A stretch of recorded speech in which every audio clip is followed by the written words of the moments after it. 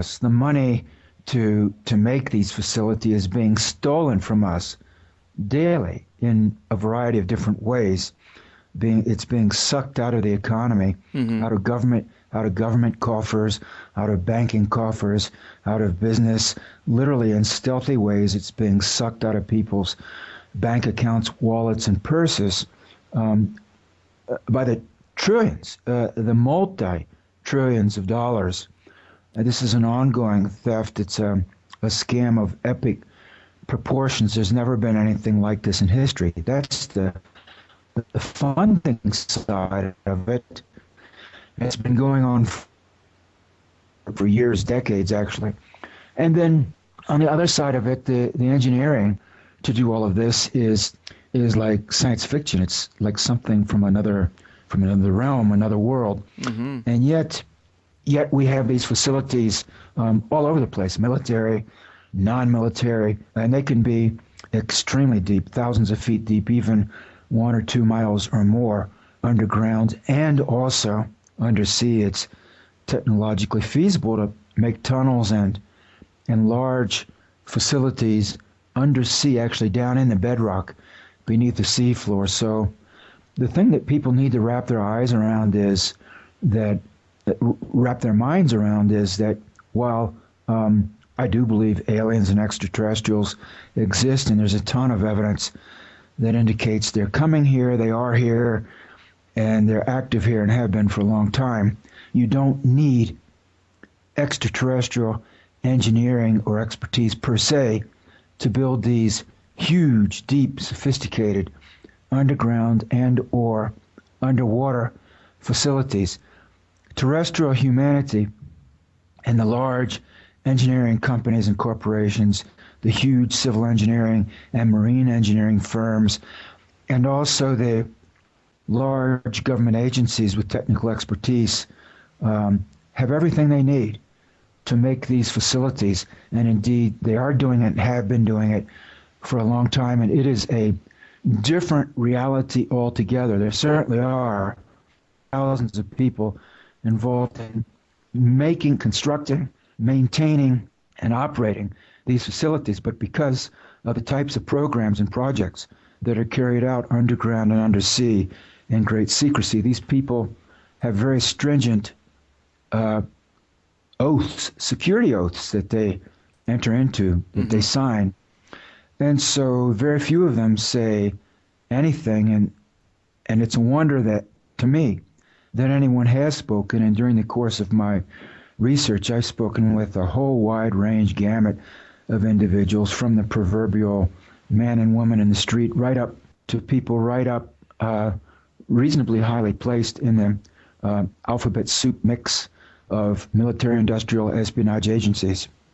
So, are there any interesting or shocking details that you've uncovered about the actual construction of these bases? Because I've heard that some of them are burrowed out by large building-sized drills or connected underground by maglev tube train systems. Well, the machinery for underground excavation and construction can be extremely large and powerful. The tunnel boring machines themselves are mostly electrically powered, and in the literature, the largest diameter of the cutting face of a tunnel boring machine, so-called TBMs, was about 55, 56 feet in diameter. And that's huge. Yeah. So you can imagine a machine that has a cutting face with a diameter of 55, 56 feet, the kind of horsepower, the sheer raw power and energy that it would take for that to grind its way through solid rock hundreds or thousands of feet beneath the surface. So and then the trailing apparatus behind that to carry away the rock debris that's ground away as these machines chew their way through solid rock, and all of that can extend hundreds of feet behind the actual cutting face of the machine. So you're talking about a machine that's like a huge, gargantuan, extremely powerful earthworm, basically, but it bores its way through solid rock. that's the basic tunnel boring machine, and there are hundreds, perhaps thousands of them being used all over the world. You could actually, if you have $500,000 extra dollars laying around, you could probably buy a used serviceable tunnel boring machine off the internet. Yeah, that is super interesting, man.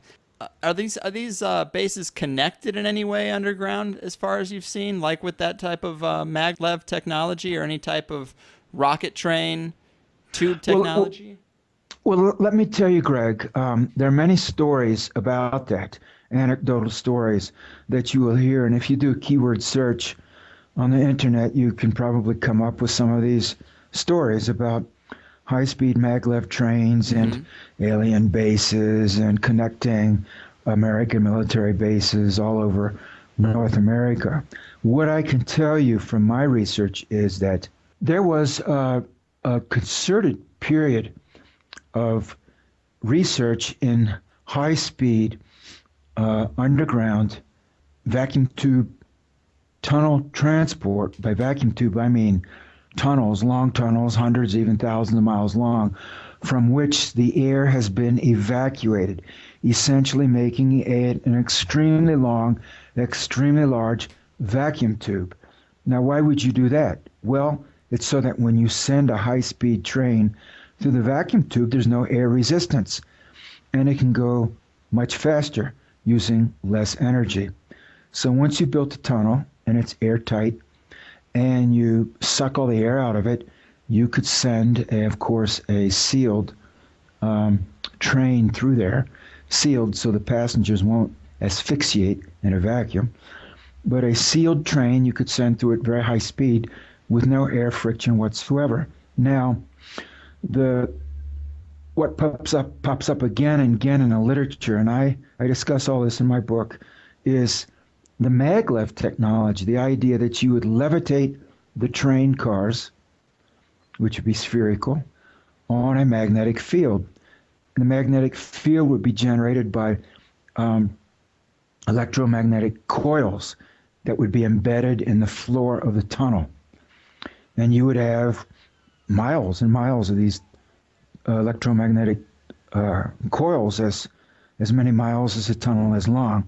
And they would create a magnetic field, and then the train would float on this magnetic field, a couple of inches, 3 inches, whatever, Yeah. above the floor of the tunnel. And then once you started to pulse the magnetic field, these coils, these electromagnetic coils buried in the floor of the tunnel, once you pulse the current through them, it would create a sort of magnetic wave, analogous to a wave on the sea, like surfers riding a cresting wave on the sea. Only in this case, you would have a train in a deep underground tunnel riding on a magnetic wave that would pulse down the length of this tunnel.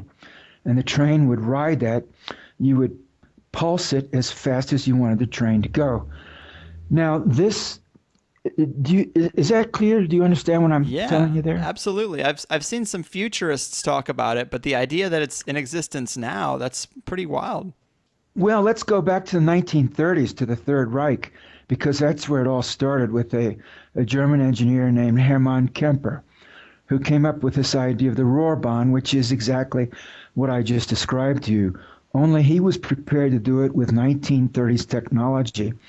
And he published actually got a patent, a Reich's patent for it, and which I mention in my book, and I also have some diagrams of his proposed underground high-speed maglev train tunnel network in Europe, connecting the major capitals of Europe, Kaliningrad, which is now in Russia, I believe, Vienna, Paris, Bonn, Berlin, Hamburg, Zurich. It would go all over Europe.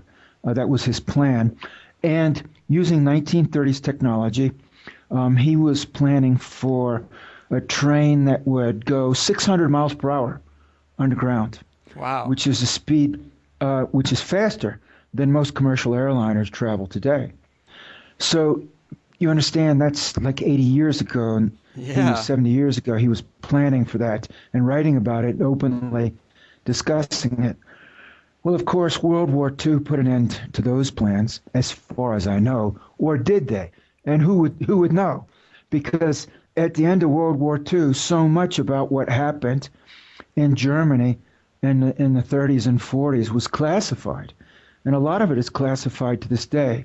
So if he ever built anything like that, it was kept deep, top secret from that day until now. Right. The fact that starting in about the early to mid 60s and running up at least through the early 70s, but petering out by the late 70s, there was a lot of publicly published literature in the engineering, scientific, and military and government literature about building a very high-speed tube transport system in the United States, city to city, intercity. Military agencies were involved, civil engineering companies were involved, non-military government agencies were involved, think tanks were involved. It was a very high level, serious scientific and engineering research effort. There was a lot of time and money put into this. And then, Greg, it all went away. Except that just a few years, I would say 5, 6 years after, the literature trail ran cold. It just all withered and died away. And that was when, by the late 80s, you started hearing rumors about a secret underground, very high-speed tunnel system. Isn't that funny? Definitely a Well, that's correlation there. yes, that's what I think. So my guess is um, all of the noise died down to a whisper, an inaudible whisper, and they meaning the power structure, the big engineering companies, the military agencies, some of the other government agencies, and of course there would have been banks and financial institutions involved in this because carrying out a huge engineering project like that costs many billions of dollars. That is true. Hey, let me switch gears on you a little bit here. I want to talk about, we talked about these tunnels. We talked about the finances that have been funneled into the black budgets.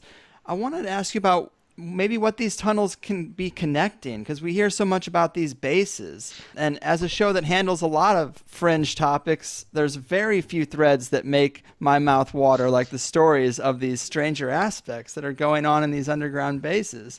I'm very curious. I've also heard some rumors that go into the territory of saying there's full underground cities.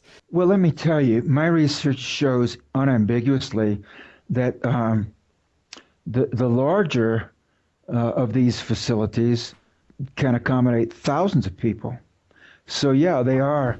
One publicly known example would be Mount Weather, the big FEMA underground base beneath Mount Weather in Northern Virginia. This is outside of Washington, D.C. When you start to get into the Appalachian Mountains, it's in the front range of the Appalachians, and that's actually was started back in the 1950s and is still a major, very large operational base for the United States federal government, and it can accommodate thousands of people. So indeed, and it's way down there. It's the top levels of that base are like 500 or 600 feet underground, and then of course it goes down deeper than that. So these bases can be very deep, very large, and they can accommodate not just scores, not just hundreds of people, but thousands of people living and working in them. So people need to expand their mental horizons. And when I say, that it's a different reality, it's like a parallel world, out of sight, out of mind. Right. I'm telling the literal truth. And when I say there are unknown thousands of people involved in building, maintaining, and operating, working in these facilities, I'm not exaggerating. And that's by thousands, I mean many, many thousands. Wow, this is almost like a breakaway civilization. It is, and people like Richard Dolan and Joseph Farrell and Catherine Austin Fitts have been talking about that, and I've been talking about that really myself for the last 20 years, without having ever specifically used that word. But it's like a parallel reality, and how can it be that you have so many thousands and thousands and thousands of people involved in constructing, maintaining, operating, and living and working in these facilities, and virtually none of them talk down to a man and a woman? Well, it tells you that what is going on is really highly secret, that it's very important for the people who are engaged in it, and that the penalties for talking must be extremely severe, Right. such that virtually no one does, and or if they do, they are shut up. Man. So, of course, they're trying to keep these things a secret. Have you ever been able to see beyond the veil to get any indication of what type of activities are going on? Because that's a lot of effort and energy to keep, obviously, some type of experimentation Well, or something a secret. well, well. Let me tell you. Sure, and not all of those bases are secret. Some of them are, and my research indicates clearly that there are secret underground installations. That's an incontrovertible fact. How many? I don't know. Where are they? I don't know, because they're secret. You see, that's very difficult to say. Right. Where are they and what's done in them? There again, you can't really say unless you're on the inside of those compartmentalized programs. And if you're on the inside, then you're in and you're not out. So you can't talk. And if you do, I guess there are enforcers who fix the situation so that you either don't talk again or you just don't breathe again. Like I said earlier, there's an entire parallel track of reality on this planet.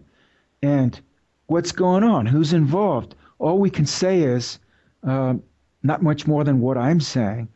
We got trillions of dollars disappearing, just being sucked out of the global economy, the economy of the United States, but beyond that, of the entire planet. Right. Trillions, Greg, trillions being sucked off into top secret programs. My research strongly indicates that part of that is the underground and undersea bases and tunnels. Yeah, interesting. Richard, time is flying by, and there's so much I really want to ask you about.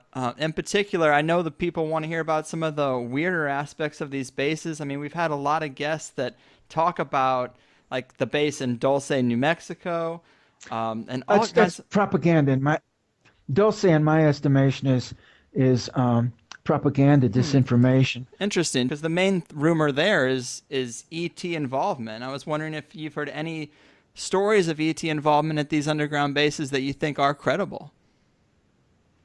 Well, I don't think the Dulce-based stories are credible, in that I don't think there is a base, as the rumors and stories and legends describe, at or very near the small town of Dulce, New Mexico, which is just south of the border with Colorado. Are there secret underground bases? Yes. Are there aliens underground? I believe there are. Are there joint alien, top secret American military programs or projects underground? I think the anecdotal evidence strongly points in that direction, yes. Is the Dulce story as told true? I think it's highly probable disinformation. If Dulce you think is misinformation, that's totally possible. What are some of the anecdotal stories that you do think have some credibility to them? Well, I think I discuss a few of them in my book in the last chapter.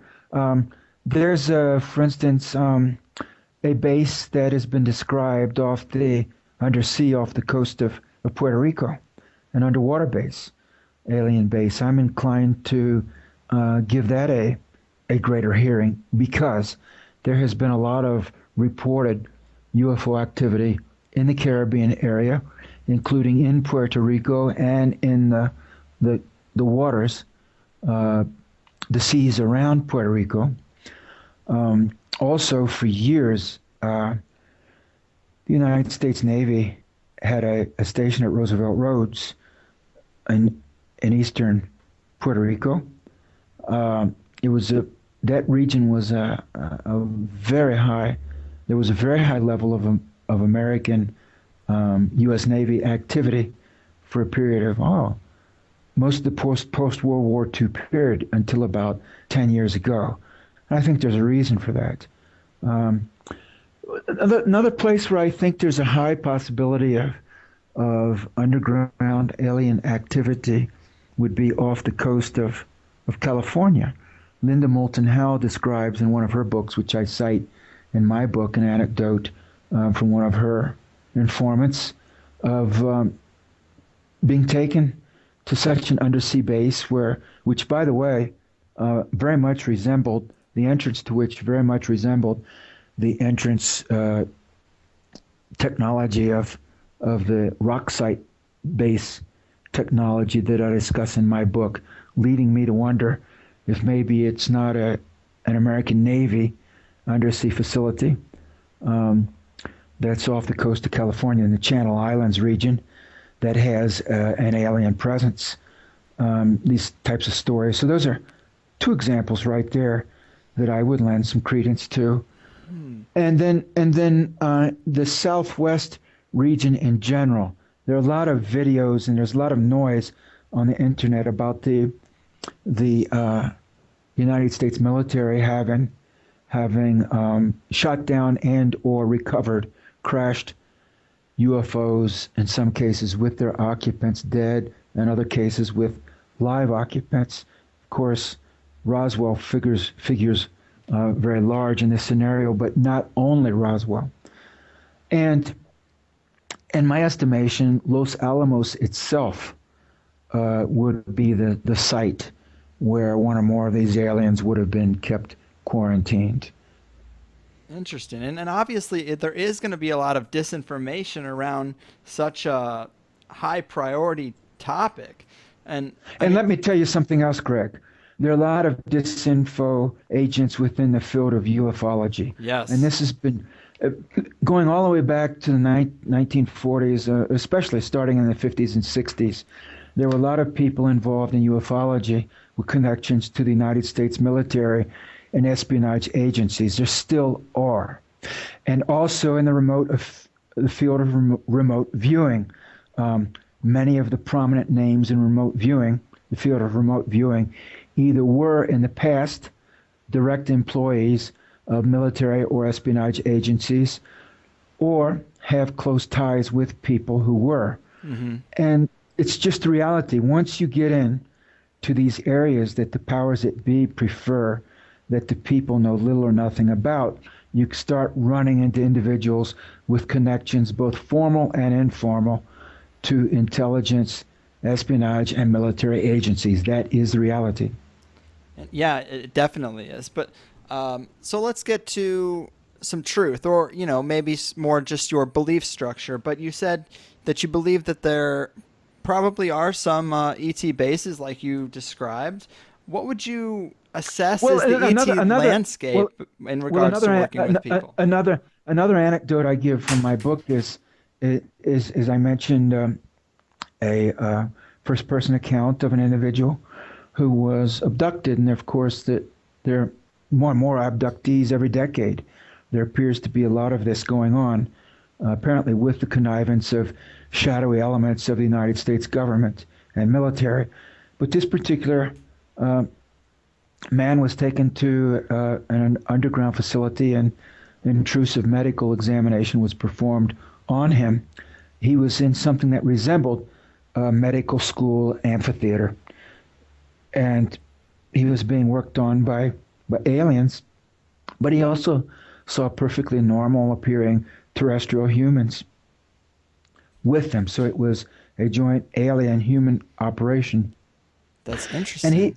And I mentioned this in my book, and he asked, because he was, of course, traumatized and surprised and puzzled, all of that and more. And so he, as this was going on, asked, where am I? And he was told, you are in an underground base in southeast Kansas. And as he was told that, he got a telepathic vision of being in a deep underground base in southeast Kansas, beneath the Kansas landscape.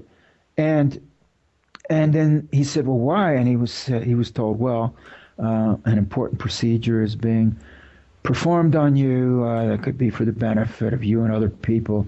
So he was their lab rat, in other words.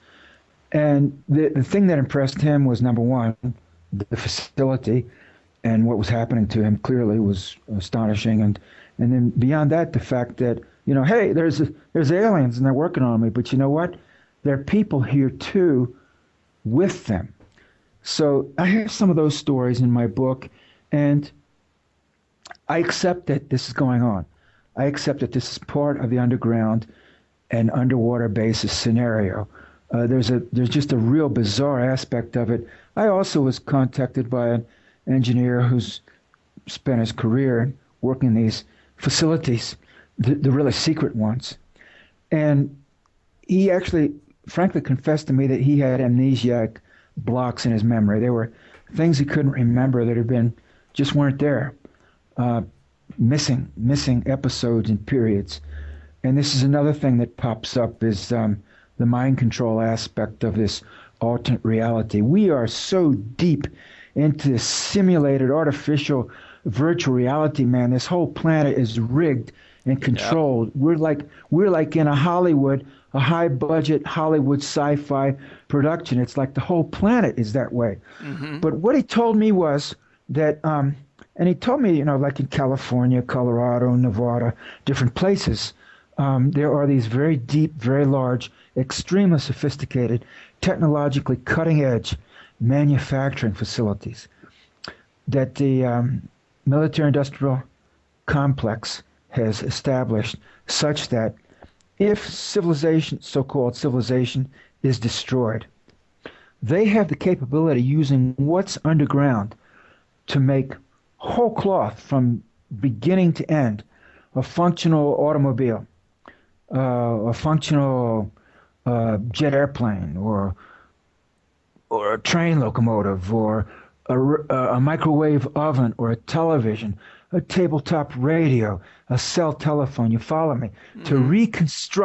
To reconstruct industrial technological civilization, start from zero and start it all over again, without having to have a 5,000-year cycle of development, starting with, well, we'll rub these two sticks together and make a fire. They don't want to go back to that point. So if they blow up the entire world with nuclear war, or there's a pole shift, or asteroids, whatever, that one or more of these bases will survive, and that they will jumpstart technological industrial civilization, like basically from a mid 20th century, late 20th century start. So it's like, no sweat to them. They'll knock it all down, destroy it all, and start it all over again on their terms. And the other thing he described to me was, and I've never seen this in the open literature anywhere. And some of these bases, as he described to me, have entrance tunnels that may be 20, 30, 40, 50 miles away from where the base itself is. Interesting. Now, another area I wanted to ask you about. There's another yes, one more thing he told me, and this gets into the question of cyborgs, which has been discussed a lot in science fiction literature and science fiction films. And more we see discussion in the open literature of marrying DNA to electronic circuits, or wiring computers right into human brains. Right. Now, he has memories of working with in vats with what to him resembled large, like slabs of animal protoplasm, like a side of beef. Yeah. in a vat. But on the side of the beef would be a keyboard, but it was like a futuristic sci-fi kind of keyboard in which his hands and his fingers would exactly fit. And he was either programming the side of beef, or in some kind of connection with the side of beef doing, and this is where his memory blanks out. He can only remember doing it more than once. This was work he did, and he's an engineer, but he can't remember more than that. Oh, man, that is weird. I wonder if that has anything to do with the stories you hear of cloning or human-animal hybridization going on. Far more than that. My guess would be, And I ran across this in some of my research back at Oak Ridge National Laboratory. This was already back in the 1990s. They were doing research where they would attach gold electrodes to DNA molecules, and the idea was to have an electronic contact between the DNA. In other words, they needed to have an electronic contact between the DNA and a computer, a supercomputer mainframe, so that you could either decode or read what was in the DNA or program the DNA. Wow. So my guess is they're well beyond that, probably creating their own DNA and programming it to do God knows what. And that could be done on a nano level, Yeah, a microscopic level. that's scary stuff, man. Have you heard any of those stories, or do you put any stock in the stories of human-animal hybridization at these underground facilities? Yes, I do. What can you tell us about that? That sounds super interesting. Well, what I can tell you is what I know from the open literature, that research in human-animal hybridization has been, and not only that, but transgenic hybrid biological engineering has been going on at least since the 1990s. And my guess is extending all the way back to the World War II period. I think the Japanese and the Nazis were involved in this, and probably the Americans too, at least since the 1930s and 1940s. In other words, I think the announcement by Watson and Crick of their discovery of the DNA molecule was probably, in a sense, a disinformation too, and that the public announcement of it probably greatly lagged behind what was being done secretly by a period of years or decades. Yeah. And it's also true that the Department of Energy of the United States is the lead agency on this planet for research into the human genome, human DNA. Now, you would think it would be the Department of Health or I don't know, some major biological research institute. No, it's the Department of Energy.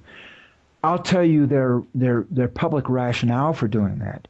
The public rationale is after World War II and the explosion of the first few atomic bombs, it was realized that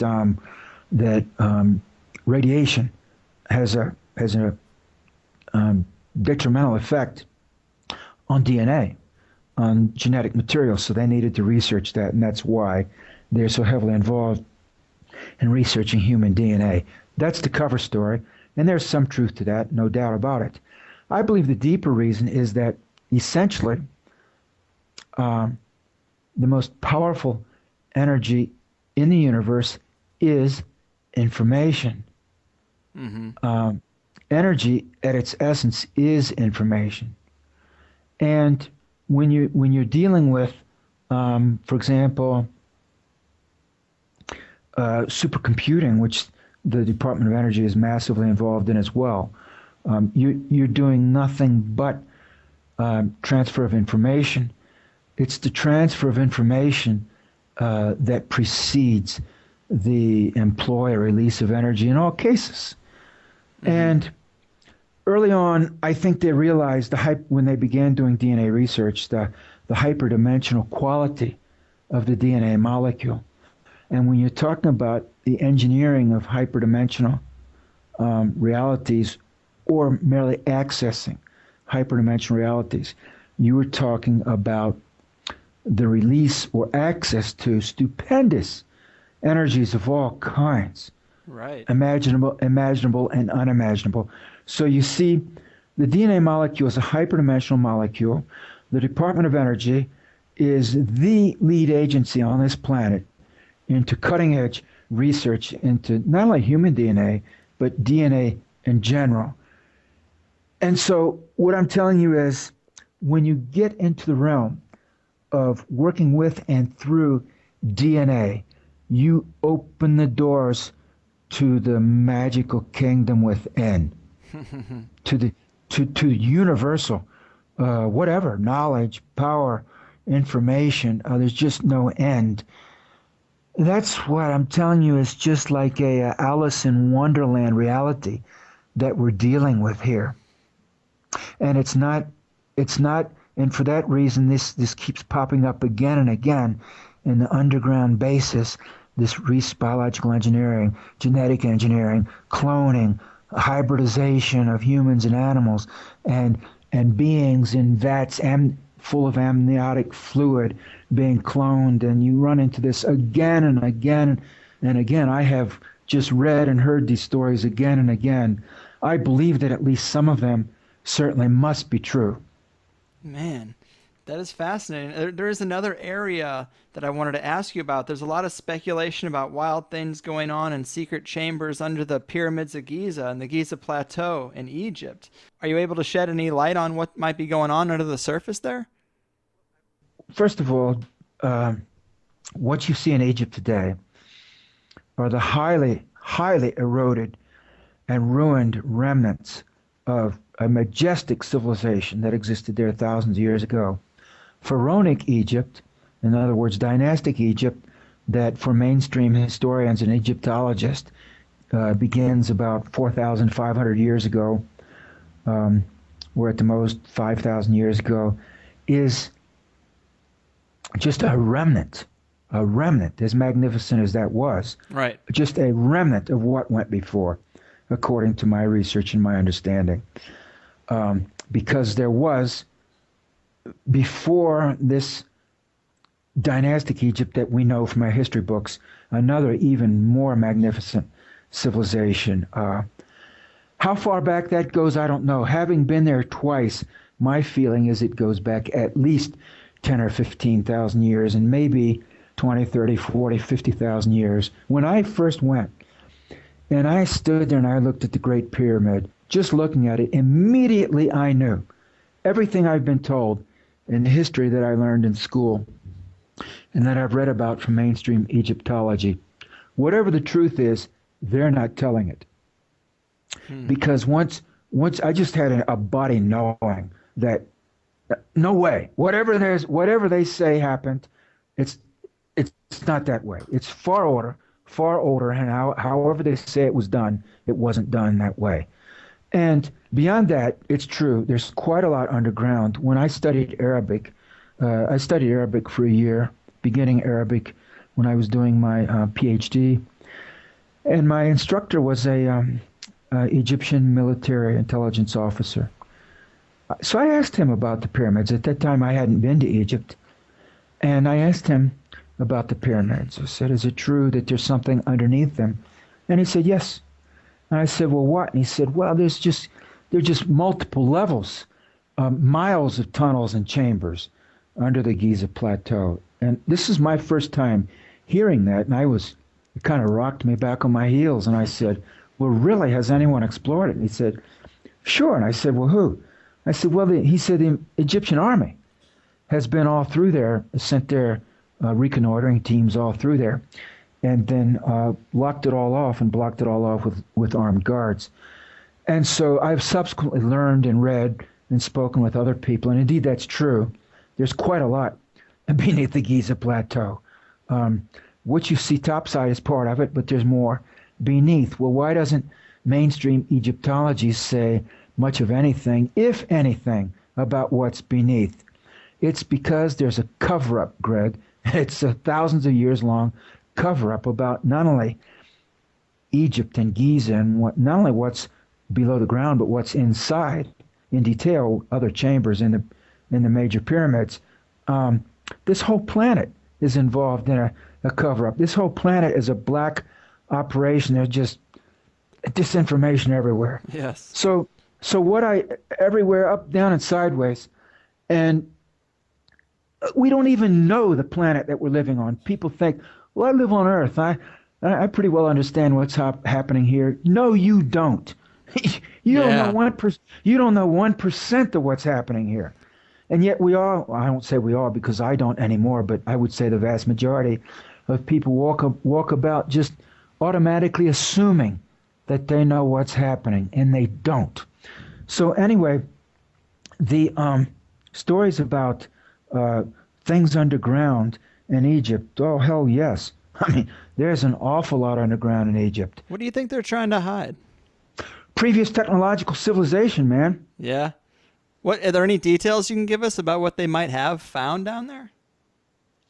Well, what I've been told on the QT is that, well, what you can read, and you can even find some of this on the internet, is that the Arab historians, which are very little listened to or studied in the Western world, Indian historians aren't either, I mean from India, but the Arab historians, and even more so the Indian historians, have quite a lot to say about the previous cycle of civilization or civilizations, which were very advanced. In the case of Egypt, this one of the stories that the Arab chroniclers have left us down through the centuries is that there was a huge global cataclysm approaching. And of course, people who study this now realize that there have been a repeated series of global cataclysms over a very long period of time. Mm-hmm. But evidently, this is the most recent one, or one of the most recent ones. There was a king named King Sauder, and this was many thousands of years ago.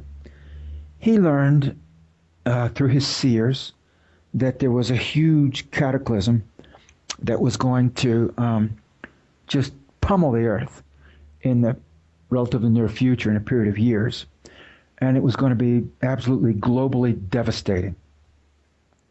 If I had a guess, it would be the destruction of Maldek that they probably observed, and there was a lag time before all that debris from Maldek being the planet that used to exist between Mars and Jupiter, and exploded thousands of years ago, evidently in interplanetary warfare.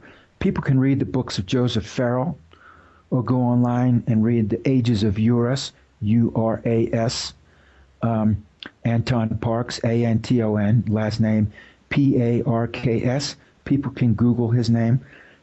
He has some information about that. Joseph Farrell has written about some of these things, and others.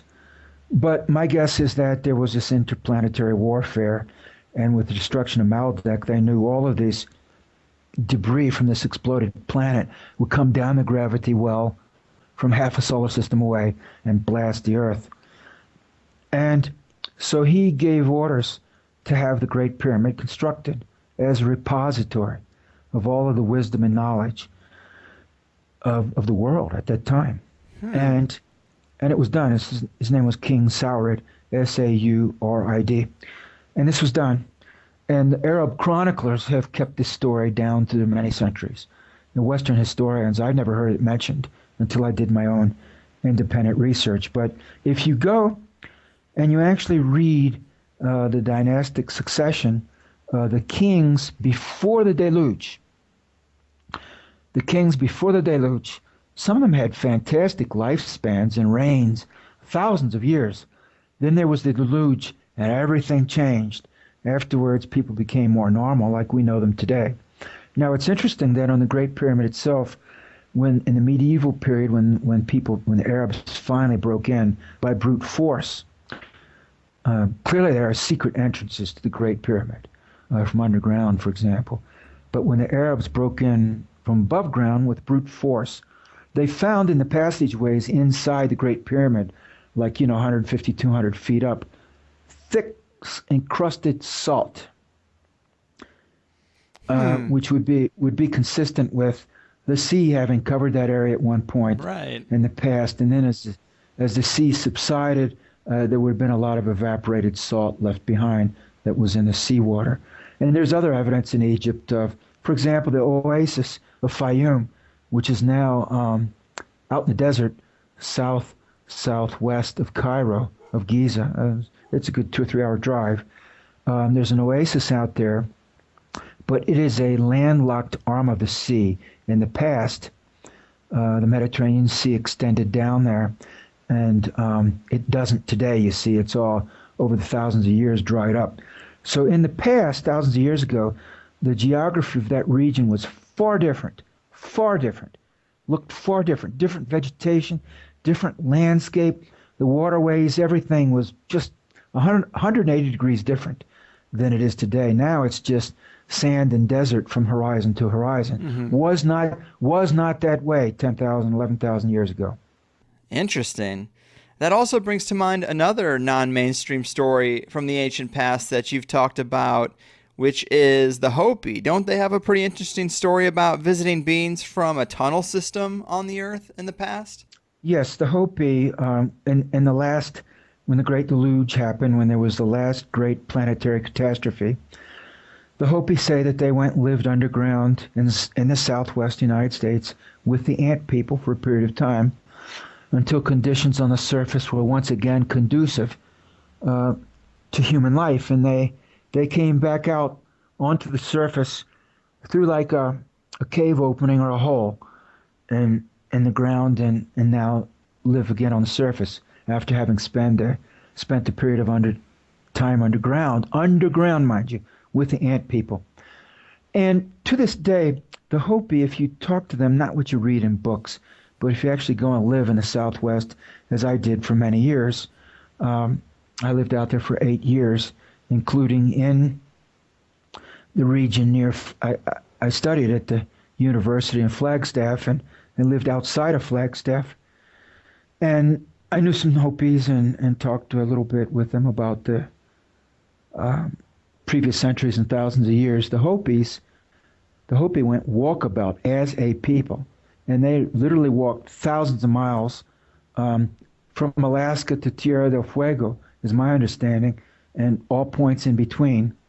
This was their task given to them by the Creator because they are caretakers of the earth. So they literally had to physically walk their garden that they're taking care of, so to speak. And then they came back to the southwest region. And one of their stories, and as they came back to the southwest, some of the different pueblos that you see in the southwest, at Mesa Verde, for example, in Arizona, at Walnut Canyon, different Chaco Canyon, different places in New Mexico, different places where you have these ancient pueblo dwellings. Their oral history, their private oral history, is that they would go and live at these places for 30, 40, 50, 60 years, and then they would be told to move, and they would go to another place and live there 50 years, 100 years, and then they would move around like that until they finally settled at the Three Mesa area where they are now. Their last stop before the Three Mesa area was at Wupatki, which is in between Flagstaff and the Three Mesas in northwestern Arizona. At Wupatki, there is a ball court which is of the style, in Mesoamerica, from Central America up into the southwestern United States, centuries ago, 1,000 years ago, 2,000 years ago. There was a ball game that they played where the male players used a kind of heavy rubber or leather ball, and they booted it with their hips through hoops that were at the ends or sides of the ball court. This game is not played anymore. Mm-hmm. And that is the most northern known ball court in the Mesoamerican ball playing region there at Wupatki. And right beside the ball court, there is a hole in the ground where the wind is always blowing in or out. It's an entrance to a vast underground cave system right there. Wow. I've gone many times. It depends on the air pressure. When there's low air pressure, the air blows out from underground. When there's high air pressure, the air blows into underground. And I mean days on end. And the story of the Hopi is that there's an underground area there where they lived. And when they came out in a hole on or near the side of the Grand Canyon. And that's the story. I believe it's true as told. Yeah, that's so interesting. I'm always fascinated by those old stories of intelligent species that might not even be human, that are from within the earth. There's a lot of old cultures that talk about that. It's a really interesting thread. Well, I don't think that the so-called terrestrial human race is the only technologically capable or so-called intelligent species on the earth. There are a lot of stories about large intelligent insect beings, large intelligent reptilian beings, and you even run into some stories about other intelligences, as in was it Ionis, who was the fish man who came up out of the Persian Gulf and brought civilization to the ancient Sumerians and Babylonians thousands of years ago. And of course there are stories of these aquatic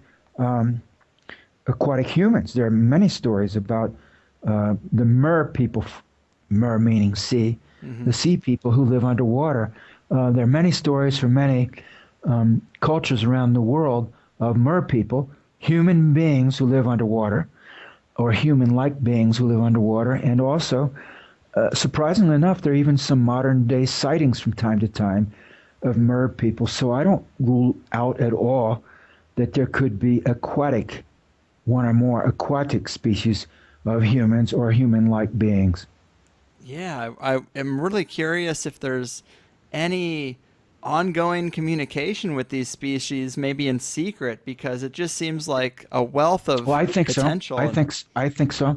I think so. I think at the least probably the Russians and the Americans have communication with them, and but you have to understand that this regime in Washington D.C. right now is so evil, and it's got its tentacles everywhere. Of course, it has allies in Wall Street, the city of London, Tel Aviv, Herzliya, different places. It's an evil neocon Zionist um, bankster right, cabal that they're taking. Frankly, Greg, they are taking this planet down. They have a pronounced self-destructive, auto-destructive, self-destructive impulse, and they're leading us. We already have Fukushima and Chernobyl. Now they've taken us to the brink of a shooting nuclear war with the Russians, and I mean, how much worse can it get before it's over? right. That's the million Because it, dollar question. because the direction we're headed right now is an extremely dark, negative, destructive, evil direction. I mean, we could name deforestation. The great forests in Asia and Africa and Latin America are being cut down, the great tropical forest. The seas are being poisoned. We have exploded, melted down nuclear power plants. We have a, a, a global financial system based on the United States dollar that is self-destructing. We have a NATO Pentagon military machine that seems to to be doing its best to egg the Russians into a shooting nuclear war. I mean, how far can this go before it just self implodes, Right. self destructs? There's constantly people talking about, the collapse is coming, and we Well, seem to it's be all, getting closer and but closer. Greg, it's not coming. It's here. It's Yeah. collapsing now. I'm telling you that because of Fukushima, the Pacific Ocean is dying now because of the insane financial policies of the United States Federal Reserve Bank. The global economic order is collapsing now, and it's causing tremendous hardship. Half of humanity lives on $2 or $3 a day. Half of the human beings on this planet live on $2 or $3 a day. Now, you tell me how that doesn't represent global financial collapse. We're Right. talking desperate suffering now by half of the human race, and the other half are looking over their shoulder, wondering, is that going to be me tomorrow or next week or next month? And the answer is maybe. The way things are going, could be. Things are definitely bad. And I mean, based on these old stories of other species interacting with humanity, I mean, this seems like the prime time because they generally come around near a giant global collapse, when they try to Well, pick us back up off our destructive tendencies. all I can tell you is that the so-called, with a heavy emphasis on so-called, ruling elite on this planet, they are psychopaths, they are demons in human form, they are incompetent, they're ignorant, and also extremely arrogant and violent. It's the worst of all possible combinations. Enormously ignorant, enormously arrogant, enormously violent, and incompetent beyond words to describe. It's just a tremendously dangerous combination. I And that's our situation. I totally agree with you there. And I know we've run a little long. I wanted to ask you about one other thing, Yes. something you had written about on your blog. You had mentioned that you had been shown a timeline of ET disclosure that runs all the way up to like 2070, if I'm not mistaken. Yes, I can tell you, I was shown a timeline of the 21st century. This is some years ago. with a special emphasis on extraterrestrials and their interaction with this planet and our interaction with them. Now understand, extraterrestrials are there now, they're here now. There are other planets with civilizations on them, and there have been for millions and billions of years. What I'm talking about is the opening of global mass society to these realities. The reality already exists.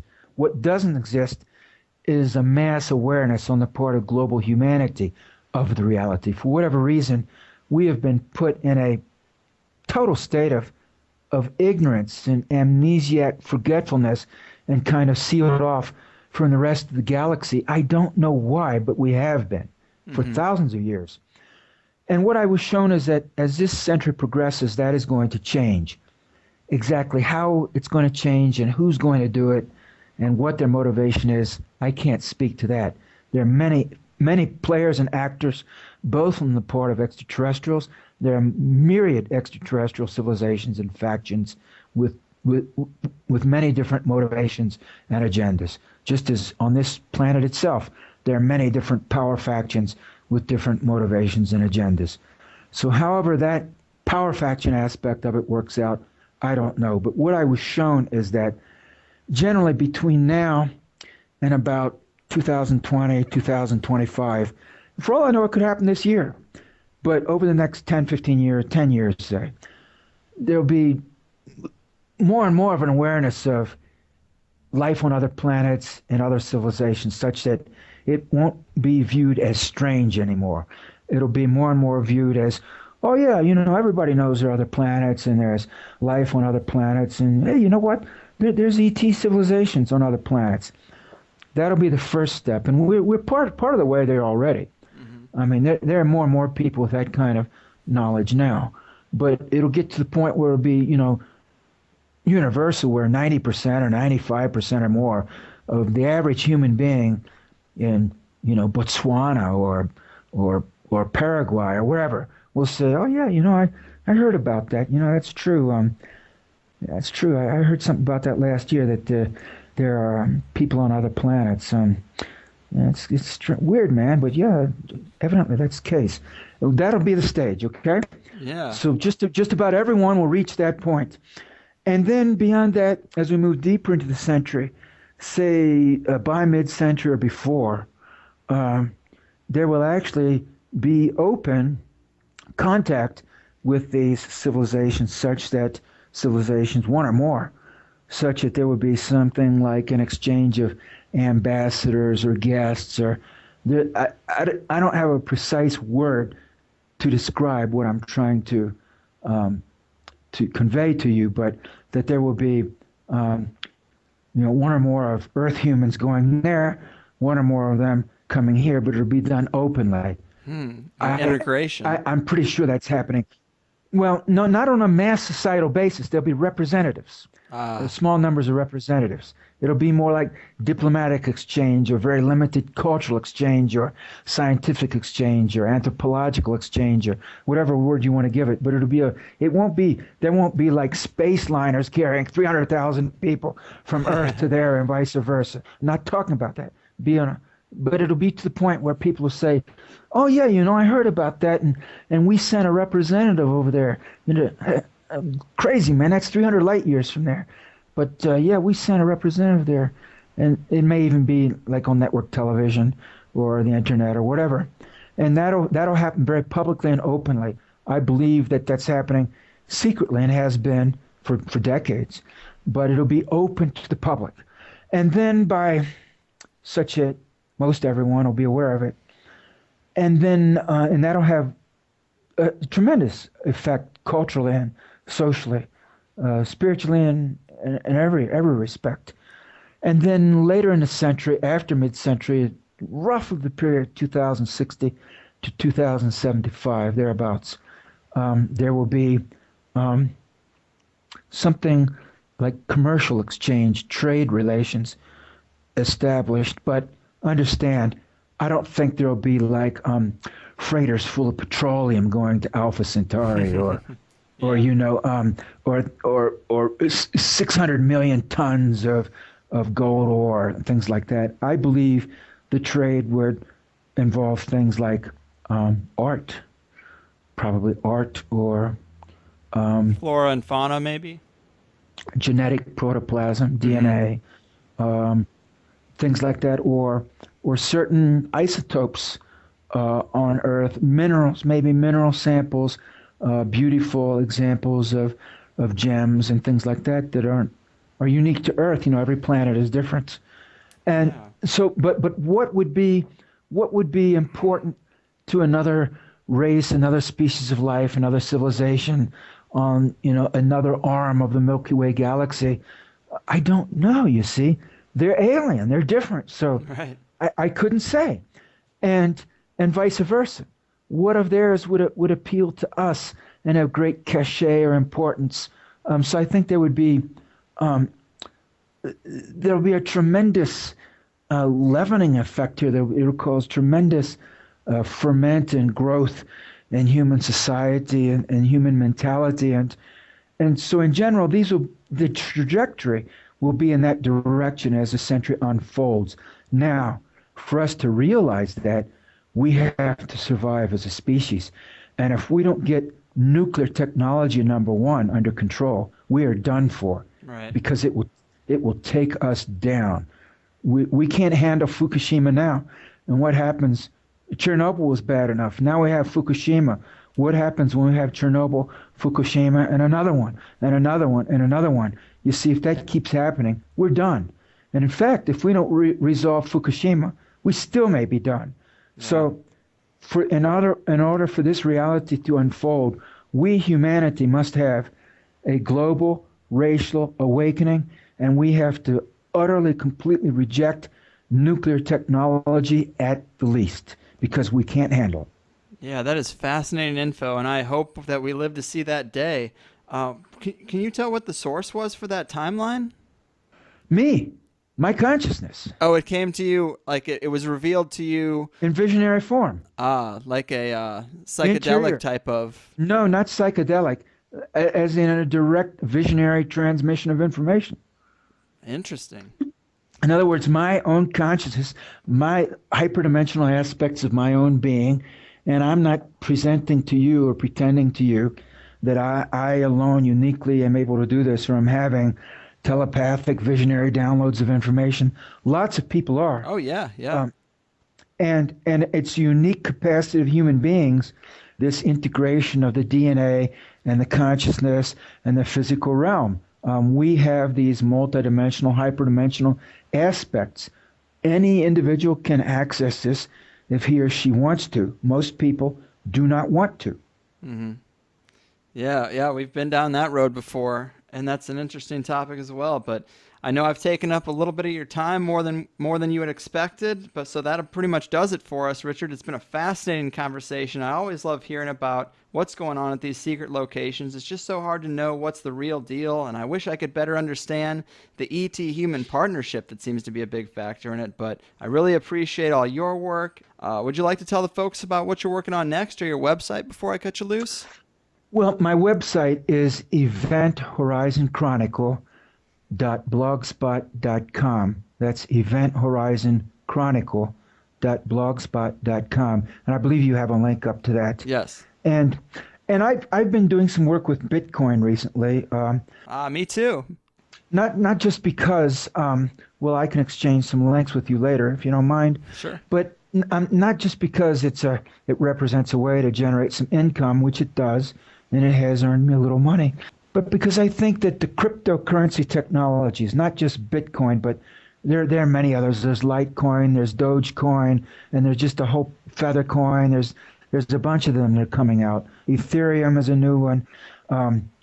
The whole suite of cryptocurrencies may be beyond central bank control, Yeah. beyond national, and that I believe, potentially, nothing is for sure unless and until it is self-realized, actually realized, but potentially this cryptocurrency technology represents a means of economic liberation, if not for all of humanity, at least for a lot of humanity. And as I mentioned earlier, we have at least half of the human race that is just suffering in tremendous financial poverty. And my vision is that the cryptocurrencies, with the development of mobile phone technology and some other technologies, can penetrate these desperately poverty-stricken communities all over the world. Yes. And uplift them. A lot of times they're stuck within a currency, within a government that's, like you said, impoverished. And Bitcoin allows those people to partake in a economic structure that's beyond that. And I think it is the most potentially. Yeah, it is potentially the only thing I see that could get us beyond the control of the banksters. So I get really upset when I see people being super cynical about it, because